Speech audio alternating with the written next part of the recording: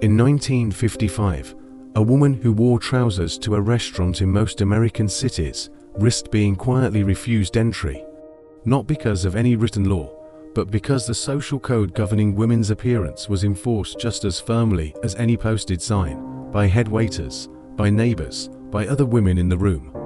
A bathing suit without a skirt panel covering the thighs could generate genuine scandal at a public beach. A hemline an inch too short could follow a woman's reputation through her entire community for months. These weren't minor style preferences. They were a rigid, largely unwritten dress code that governed nearly every aspect of how a woman presented herself in public and in private. Today, the 10 fashion rules that controlled women's appearance in the 1950s and 60s, and the quiet, deliberate ways women began breaking them. Item number 1. Hemlines. The hemline wasn't simply a style choice in the 1950s. It was a moral statement. Respectable women wore skirts and dresses that fell well below the knee, typically to mid-calf, regardless of personal preference, age, or practicality. Department stores stocked almost nothing else. A hem that crept above the knee, even slightly, marked a woman as fast, careless, or worse. When designers like Mary Quant introduced the miniskirt in London in the early 1960s, the reaction wasn't simply fashion criticism. It was genuine moral outrage from large sections of both American and British society, as though the hemline itself had crossed a line that couldn't be uncrossed. Item number 2. Trousers in public. Through most of the 1950s, trousers on women in any formal or semi-formal public setting were considered deeply inappropriate. Many restaurants, churches, offices, and even some schools maintained either written or firmly understood policies against women wearing pants. The few women who did wear trousers publicly did so with the full understanding they were inviting comment, disapproval, or outright refusal of service. Katharine Hepburn's famous insistence on wearing trousers throughout her career had genuine headlines precisely because it was so unusual and so openly defiant for the era. Item number 3. Necklines. A woman's neckline was subject to the same quiet, constant surveillance as her hemline. Anything that might be described as low-cut was considered inappropriate for daytime wear entirely, and even evening wear was expected to remain within carefully understood limits. Churches frequently posted reminders about appropriate necklines at their entrances. Office dress codes, rarely written down but universally understood, required high or at minimum modest necklines throughout the working day. A woman who pushed these boundaries, even modestly, risked being described as cheap or attention-seeking by colleagues, neighbors, and supervisors alike. Item number 4. Makeup boldness. The rules around makeup in the 1950s weren't simply about wearing it. They were about wearing exactly the right amount in exactly the right context. Too little makeup suggested a woman didn't respect the occasion or her own appearance. Too much, particularly bold lipstick shades, heavy eye makeup, or anything that read as theatrical in a daytime setting, marked a woman as vulgar or morally questionable. The line between tasteful and scandalous was narrow, shifting, and entirely dependent on the judgment of whoever happened to be watching. Revlon's 1952 campaign, introducing bold red lipstick, generated letters of genuine protest alongside its enormous commercial success. Item number 5. Pants in the workplace. Even as trousers became marginally more acceptable in casual public settings through the late 1950s, the workplace remained almost entirely off limits for women who wanted to wear them. Most offices maintained unwritten and firmly enforced expectations that female employees would wear skirts or dresses at all times, regardless of the physical demands of the job or the season. Women working in factories or industrial settings during the Second World War had worn trousers out of pure practical necessity, but once the war ended, that brief acceptance largely reversed itself. It wasn't until 1969 that the United States Senate finally allowed female staff to wear trouser suits on the Senate floor, and even then, the change generated considerable debate among male colleagues who considered it an affront to professional standards. Item number 6. Visible bra straps and undergarments. The rules around undergarments in the 1950s operated on a simple, absolute principle. They were never to be seen, acknowledged, or even implied in public.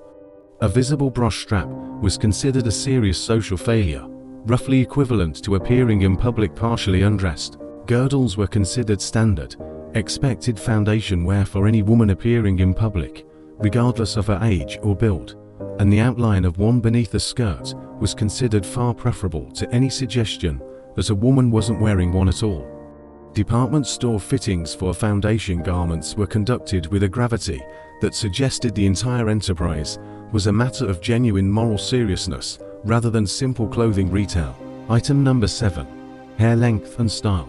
A woman's hair carried its own strict social coding in this era. Married women, particularly those of middle age or older, were expected to keep their hair neat, controlled, and relatively conservative in style. Anything too fashion-forward or youthful was considered undignified, a suggestion that a woman was trying too hard or refusing to accept her station gracefully. Very short hair on women was acceptable within specific, understood contexts, but unconventional cuts drew immediate comment.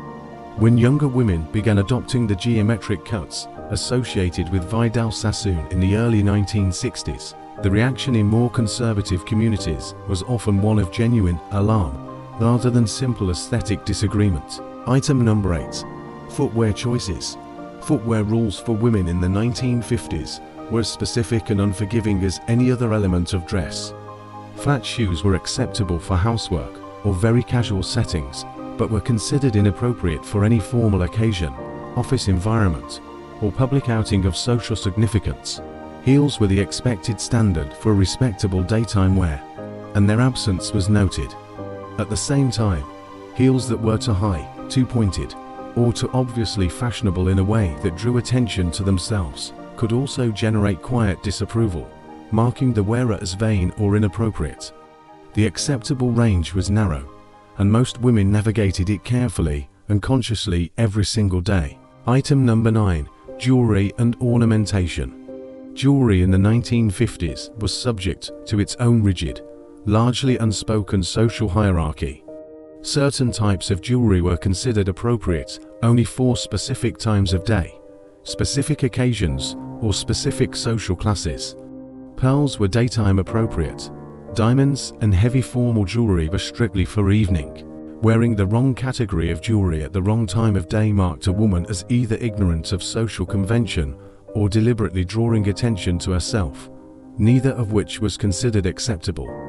Costume jewelry was perfectly respectable for everyday wear, but mixing it with genuine pieces was considered a social error significant enough to be quietly pointed out by other women.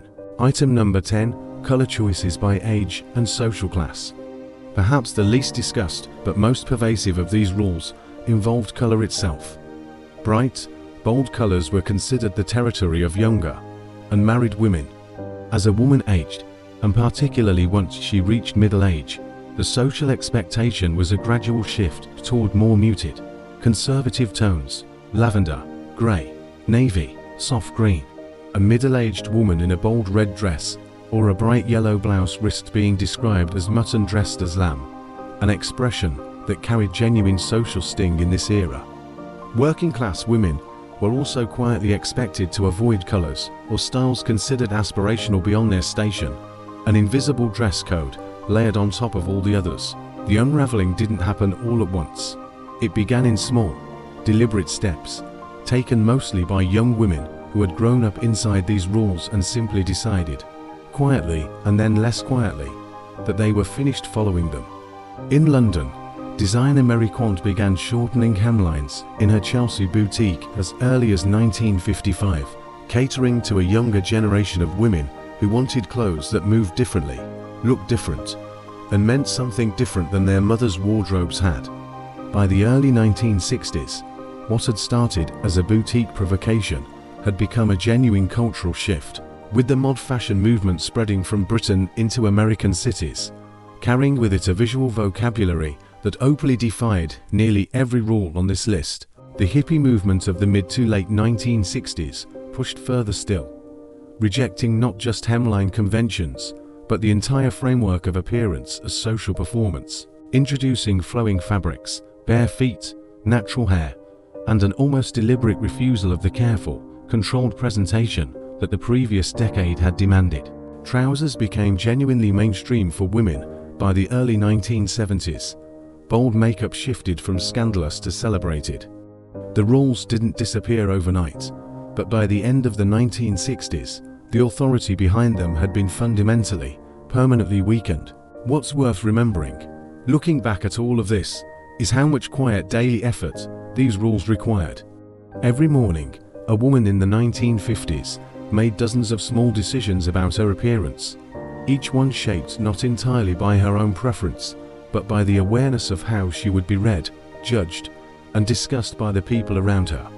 The hemline, the neckline, the shade of lipstick, the presence or absence of a girdle beneath a skirt, no one would ever directly see. It was a kind of constant, low-level performance, maintained every single day, with real social consequences for anyone who stepped outside the lines. The freedom to wear what you choose, in whatever color, at whatever length, at any age, without those choices being treated as a statement about your moral character, didn't arrive automatically or accidentally. It was pushed forward, inch, by women who decided the performance was no longer worth the cost, and who were willing to absorb the quiet disapproval of their communities in order to change the rules for the women who came after them. Did your mother or grandmother ever mention a fashion rule she was expected to follow, or one she quietly broke? A color she was told was too bold for her age, a pair of trousers she wasn't allowed to wear somewhere she wanted to go. Tell us in the comments below. We'd love to hear her story. And if you enjoyed this look back, you'll want to see this next one, just as unforgettable, waiting right here.